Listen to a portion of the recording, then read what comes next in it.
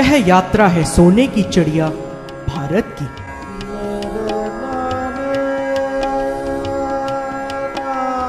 भारत जो कि विभिन्न धर्मों व संस्कृतियों का महाकुंभ है। भारत जहाँ की पावन भूमि वनों, समुद्रों, रेगिस्तानों व बर्फ के पहाड़ों से आच्छादित है।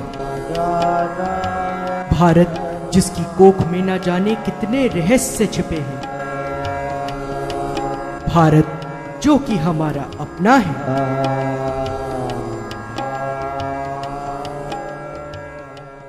चित्रकूट के घाट पर भई संतन की भीड़, तुलसीदास चंदन घिसे तिलक देत रघुबीर। नमस्कार, आदाब, गुड इवनिंग। मैं आपका हमसफर दोस्त ऋतुराज देवांग स्वागत करता हूं आप सभी का इस अद्भुत show Bharat Darshan exploring the unexplored पर। दोस्तों, रामचरितमानस में श्री गोस्वामी तुलसीदास जी द्वारा रचित ये पंक्तियां साकार होती हैं चित्रकूट के पवित्र घाट पर। चित्रकूट उत्तर प्रदेश के चित्रकूट जिले तथा मध्य प्रदेश के सतना जिले दोनों ही राज्यों में स्थित है। हमारे पुराणों में चित्रकूट का महत्व तो सर्वविदित ही है। महाग्रंथ रामायण के अनुसार प्रभु श्री राम ने अपने वनवास का काफी समय चित्रकूट व उसके आसपास के इलाकों में व्यतीत किया था।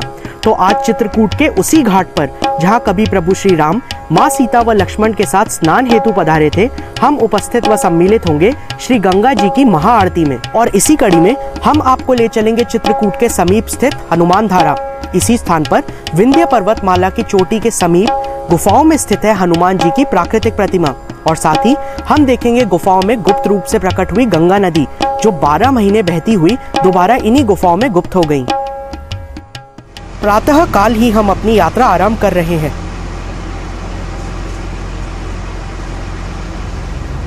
हम सफर कर रहे हैं मध्य प्रदेश के स्टेट हाईवेज पर। खेतों के मध्य क्षितिज से झांकता हुआ सूरज इस प्राकृतिक परिवेश में अद्भुत लग रहा है।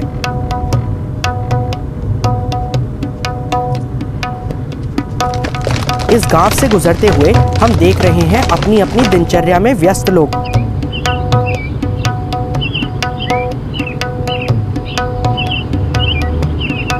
तो ऐसे ही कई ग्रामीण इलाकों को पार करते हुए हम शाम ढलते ढलते पहुंच गए हैं चित्रकूट।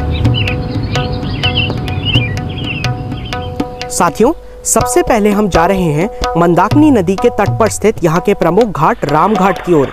रामायण के अनुसार वनवास काल में श्री राम, मां सीता व लक्ष्मण ने इसी घाट पर स्नान किया था और बाद में तुलसीदास जी को इसी स्थान पर प्रभु श्री राम ने दर्शन भी दिए थे। इसी राम घाट पर कई सदियों से नित्य श्री रामायण प्रवचन तथा मंदाकिनी गंगा जी की आरती की जाती है। न जाने कितने युगों से अपने भक्तों की मनोकामनाओं की पूर्ति हेतु माँ गंगा उनकी प्रार्थनाओं को स्वीकार करते हुए निरंतर प्रवाहित हो रही हैं।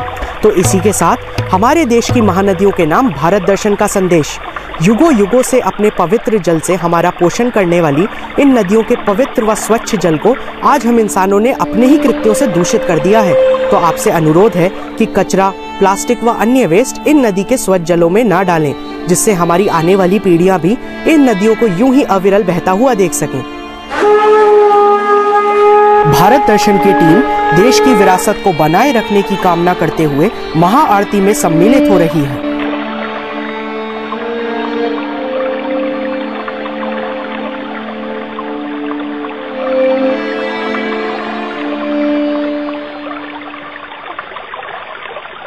यह सोचना ही बेहद रोमांचकारी है कि आज हम उसी स्थान पर खड़े हैं जहां कभी प्रभु श्री राम, मां सीता व लक्ष्मण के साथ इसी घाट पर उपस्थित थे। तो दोस्तों, अपनी यात्रा को आगे बढ़ाते हुए हम निकल पड़ते हैं अपने अगले पड़ाव हनुमान धारा की ओर। हनुमान धारा चित्रकूट से पूर्व दिशा की ओर लगभग 5 किलोमीटर की दूरी पर स्थित है।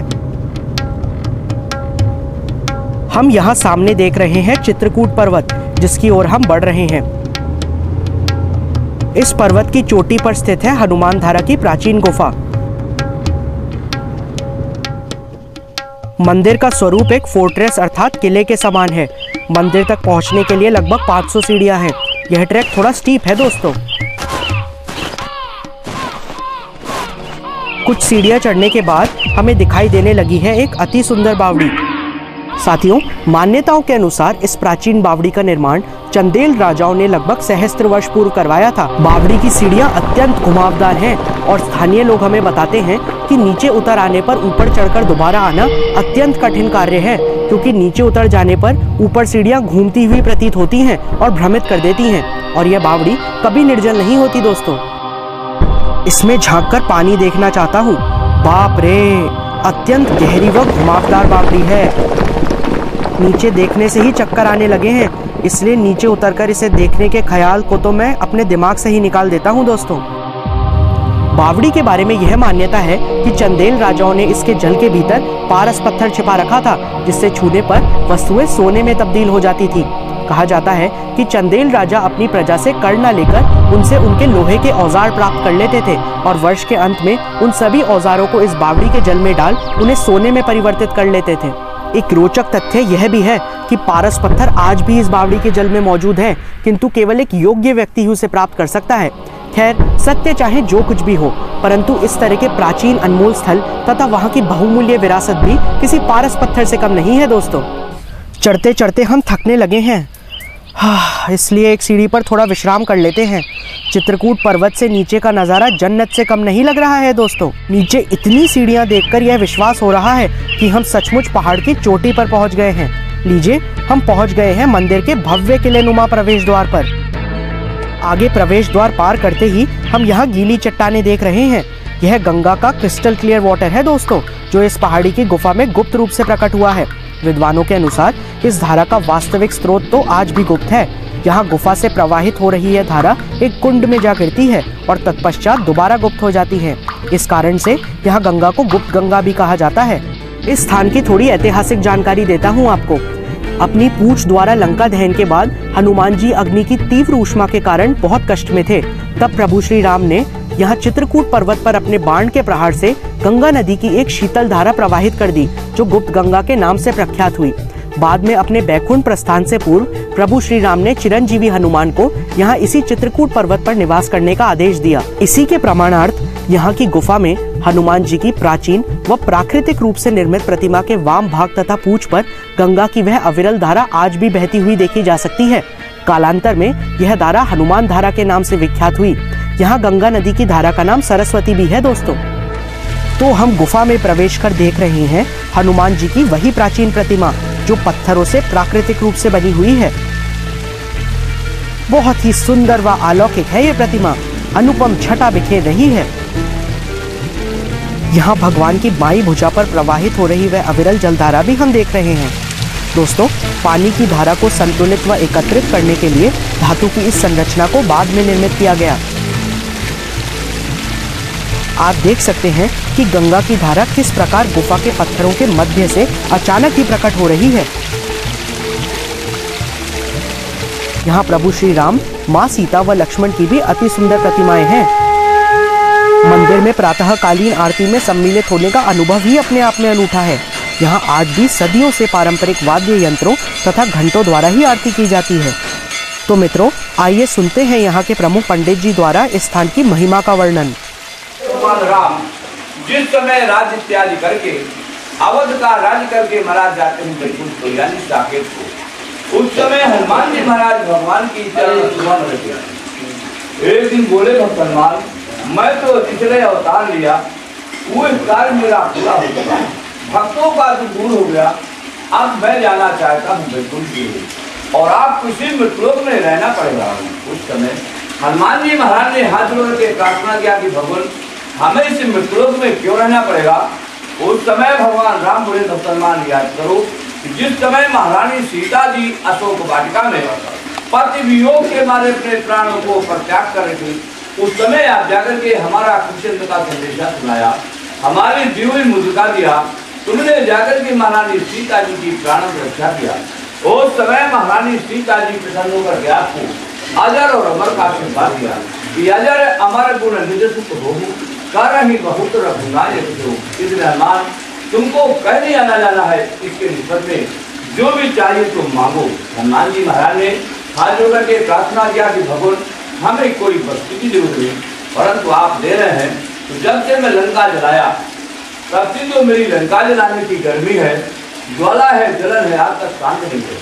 मुझे कोई ऐसा सुंदर ठंडा पवित्र स्थान दिलाइए जहाँ की मेरी ज्वाला शांत होती रहे, आपका दर्शन में मिलता रहे। तब भगवान ने कहा कि मैं चित्रकूट में वनवास काल में कंदमूल फल खा करके मैंने निवास किया, तो महाराज आपको स्थान दिया जाएगा, गंगा की धारा मिलेगी, जिससे तुम्हारी जो लंका जलाने की गर्मी है, ज्वाला है, जलन है, वो शांत होती रहेगी। जिस समय सरकार बैकुंठ को जाने लगे, उस समय अयोध्या जी से हनुमान जी को लाकर चित्रकूट धाम में लाकर ये शंकरषण की पर्वत पे हनुमान जी को स्थान दिया। उसी समय बाण मार करके सरस्वती नाम की गंगा प्रवाहित किया। गंगा का नाम सरस्वती है। इस गंगा मैया का पता नहीं कहाँ से आती है, नीचे कुंड के अलावा पता नहीं कहाँ समाप्त हो जाती है। 12 महीना 24 घंटा गंगा मैया का दर्शन और प्रभाव यहाँ पे पाओगे।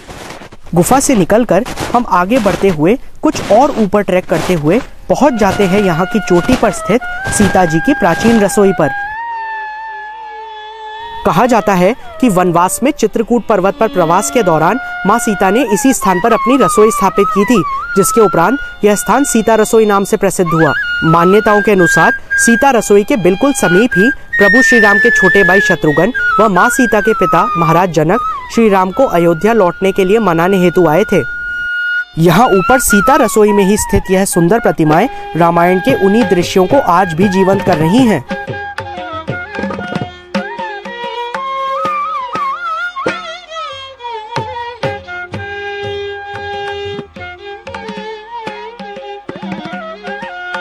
तो मित्रों, आज की इस अद्भुत यात्रा में हमने देखे रामायण से जुड़े कई अत्यंत प्राचीन स्थल, जिनकी संस्कृति व परंपराओं में आज भी रामायण में वर्णित घटनाओं की अमिट छाप देखी जा सकती है। मित्रों, आपके द्वारा भेजे गए पत्र व ईमेल्स हमें निरंतर मिल रहे हैं। आपके सुझावों के लिए हार्दिक धन्यवाद।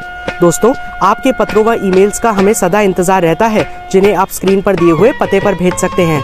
हमारा पता है 4/12 मालवीय नगर, जयपुर 17। आप हमें ईमेल भी कर सकते हैं। हमारा ईमेल एड्रेस है info@sukhniday.com। इसी के साथ अपने ऋतुराज देवांग को आज्ञा दीजिए। अगले हफ्ते इसी दिन इसी समय मैं आपको ले चलूंगा एक और बेहद रोमांचक सफर पर। तब तक के लिए खुश रहिए, घूमते रहिए, स्वस्थ रहिए और हाँ, देखना ना भूलिएगा अपना पसंदीदा show Bharat Darshan exploring the unexplored.